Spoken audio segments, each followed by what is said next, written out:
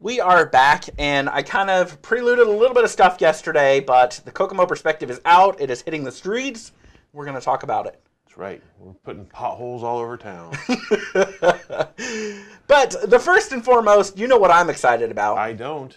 The 200. You reviewed the 200. I did, and I'm going to be talking with Button Motors this afternoon. Yep. We'll tape that, and you'll get to see that tomorrow.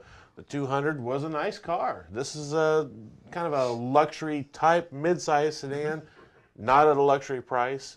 I enjoyed it. I don't want to give too much away, but Absolutely. I know you want to wait till the segment, yeah, but that you're always tromping all over my segments. it's one of those features that I'm so excited is back. We had it so many years ago, and it was a cool way for car guys or people enthusiasts, I will say, to get kind of dive in to find out exactly what's new, what the innovation is, and this is a great way. So I'm kind of excited it's back in the Kokomo perspective. And you enthusiasts will know more than I do about these cars. I'm just driving them as the average consumer and enjoying most of the ride.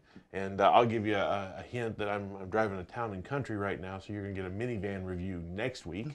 But yeah, I really appreciate Button Motors and H.E. McGonigal, Rex Gingrich for giving us this opportunity to bring those reviews to you. And I hope that you, in turn, then go out and test drive these vehicles and give them a chance, because, you know, this is a Chrysler town. We're here because of the work that the men and women of Chrysler are doing, and I couldn't be more proud to be driving the products that they're creating. But there is news that is going on, so we will jump away from what I am excited about. Okay. Well, the most important story that I did isn't on the front page this week. It was about the voting center flap, we'll call it, that took place in Howard County last week. The Howard County Election Board, for the last almost 2 years, has been attempting to put together a voting center plan. And what a voting center is we would remove the precinct voting areas that we currently have. Currently there are 50, I believe, different precincts, 51 maybe, where people can go and vote, and they're in their neighborhoods. They're set up Howard by their School district. Right, exactly. Well, we wouldn't have that anymore. And in exchange, we would have 8 to 10 voting centers across the county that you could vote at any time within the 4 days leading up to the election. Wow. The idea behind this is you reduce a lot of cost because you don't have as many poll watchers and as many machines out there. One of the other things that the election board wants to do is move away from a paper ballot, which is what we currently use with the marking pen, and we would move to an electronic system similar to what Cass County has, or Tippecanoe County. So there's cost savings involved. And they believe that there would be more voter participation as a result. Now, that's not been borne out yet. There's no conclusive evidence that it increases voter turnout. But the potential is there when you're expanding the number of days that you can vote and increasing the number of places you can vote. Because no longer are you tied to a specific precinct. You can vote at any of the voting centers in the county at any time during those 4 days. So the idea behind that is you might live in southwest part of county, but the closest voting center could be right around the corner, and you don't have to drive all the way home or your area. You can vote basically right next to you. In Tippecanoe County, they've got some in the mall. So you're out shopping over the weekend. Hey, I needed to go vote. I can vote right then. I don't have to vote at the precinct office or location. What do you think about that idea? Personally, I have mixed emotions about it. I understand the idea of the cost savings. I like the idea of being able to vote at any location at any time over those 4 or 5 days. My big hang-up, and the hang-up that everyone should have in Howard County, is that the election board didn't bother to figure out where they wanted to put these voting centers. Oh, okay. So they got to their meeting last week where they were prepared to take a vote with no real plan in place. Oh, wow. And the Democrat Party called them into question on that, and they ended up delaying the vote until they could actually follow the law and put together a written plan with approval from the county commissioners and county council, which they did not have written approval for. They only had a verbal assent, and they have to file that with the state. What they had at the time of the vote was a spreadsheet showing the cost savings for going to a paperless ballot, which you don't have to do at all, or you could do without going to voting centers. So it was really an irrelevant measure. You know, and the cost savings from reducing the number of poll workers. That's fine, but a spreadsheet does not equate to a plan. But it's a start. It's a start, but it's not something that you want to go and vote for, right? When we questioned them about where the vote centers would be, they didn't have a list. They didn't have a clear idea. Initially, the election board told us that there would be a total of 10. 4 of which would be at the corners of the county geographically, 1 in Rushville, 1 in Greentown, 1 at the Howard County Courthouse. That leaves 3 for all of Kokomo, where 60% of your voters plus reside. You're going to have 3 total stations, none of which would be in Indian Heights, which is the most densely populated part of our entire county and has more people in it than Rushville and Greentown combined would have no access. And where do they vote now? Do you know? They vote at, well, it used to be called Indian Heights Elementary, now it's Taylor Primary School. The problem here is that they didn't have a clear plan and they weren't placing voting centers where the population centers were. They told us after the meeting that one of their preferred areas would have been the Ivy Tech Event Center, which sounds good until you realize that the majority of the people in that neighborhood across the highway aren't mobile. You know, there are a lot of people, a lot of voters that don't have vehicles, and can't get to the polls if they're having to walk across US 31 to get there. That's not a safe situation. So it's really an illogical place to put a voting center. It was obvious that despite the number of meetings and the amount of time they had to research this, that they had not come up with a good plan.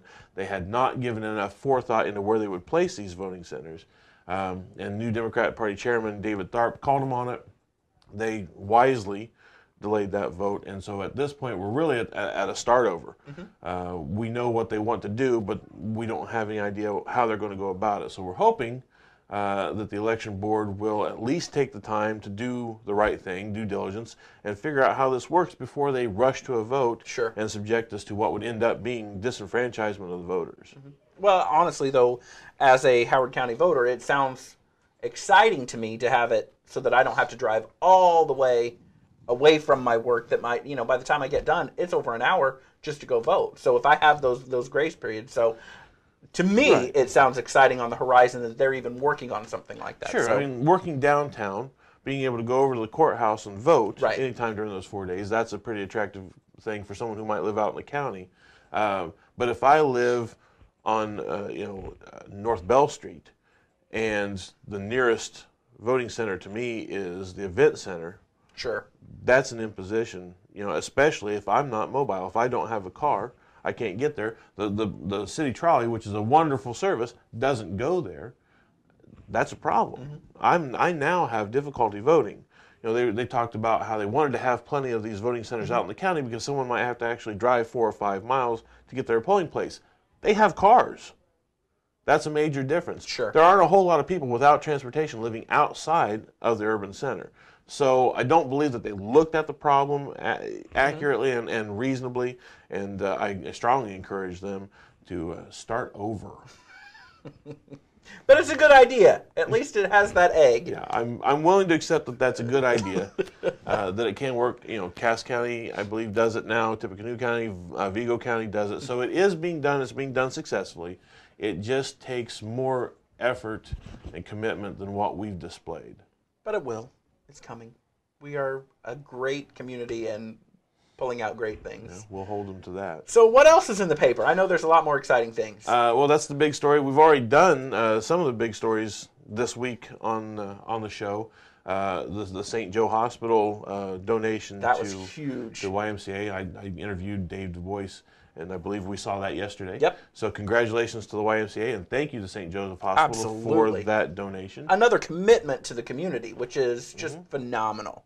In the sports world, Dick Sanborn Jr. has retired from Sanborn Sporting Goods. It's not called Sanborn's anymore. It's, I think, on its 3rd different name. Oh, they're on South of Fountain. But here's a guy that gave you 50-plus years of his life, sold thousands upon thousands of tennis shoes, sporting equipment. I will say that was one of the coolest things in the article was the fact that he went down and he sold 1 million pairs of tennis shoes, and he knew and he remembered. So that was one of the coolest things ever. I remember Sanborn Sporting Goods was over here on Washington Street and had the sign that turned. When I was a little kid, I loved going by Sanborn Sporting Goods to watch the sign turn on the billboard.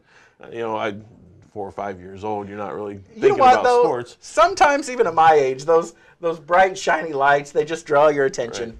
So thanks to Dick Sanborn for your years of service. Absolutely. Great little local business that thrived and served not just this community, but communities all over the state when it came to team sports apparel.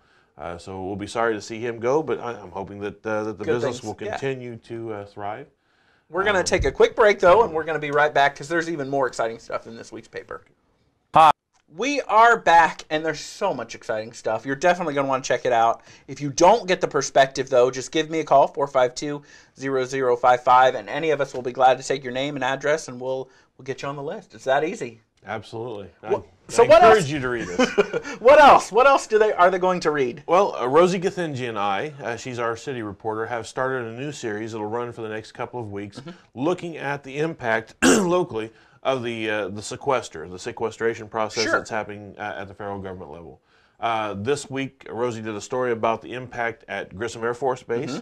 We're going to see some civilian downsizing there. We're going to see some cost cutting there, which obviously we hate to hear about any kind of job loss, but that's the reality of what's going to be happening over the next year to 5 years if they don't do anything to change it. And I don't anticipate that the sequester will be lifted. There doesn't seem to be any political advantage to either side to come to the table and remove that, because they need to see cuts in government, and this was really a testament to how little effort they put into it outside of the political fighting. There's really no commitment to righting the ship. So this is what we're going to be facing.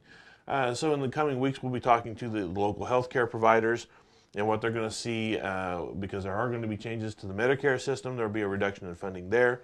I talked to the Veteran Service Office to find out if there are going to be some short-term and long-term changes to benefits for our veterans. It looks like right now we're in the clear as far as disability benefits and things like that, but we're going to see some educational changes. The GI Bill is still there, but tuition assistance is going to go away. Wow. So there are going to be some changes to the benefits that our military members receive. We're also going to be looking at Kokomo Housing Authority. Section 8 HUD housing is hard hit in this sequestration process. So there is going to be, I believe, in talking to Deb Cook, who's the administrator here at the Kokomo Housing Authority, we're looking at anywhere between a 9 and 18% decrease in funding for public housing. That will have serious impacts on the community. I mean, they're going to have to do a lot more with less, and at the same time try to keep people in housing. So if you feel like this is just something that's going on in Washington, D.C. and you're not going to get the impact, well, you're wrong. You are going to feel the impact, and with each passing year, it's going to be even greater. I know that a military drawdown is being discussed right now, and we're already seeing small things like tours and air shows and things like that canceled. So if there are things that you like doing during the summer, the park system is on that list. So you are going to feel sequestration. There is a consequence to reducing spending. It's not just in these things that don't affect you, which is how everyone wants to think about it, is, well, yeah, I want it cut, but I don't want it cut in things that I care about. Well, that's not what sequester does. So this is a great way for you guys to kind of get it on a level even that I can understand. So you definitely want to check out the series. Right. And the sad thing about this is if it's a service that we believe is needed, we end up paying for it in another way. Right. And I think we're probably going to see that in the health care coverage that we put out on this one. So read that over the next couple of weeks. I think that by the end of March we'll be done with the series, but it'll give you a taste of what you'll expect as the federal government is forced into cuts that they couldn't do on their own.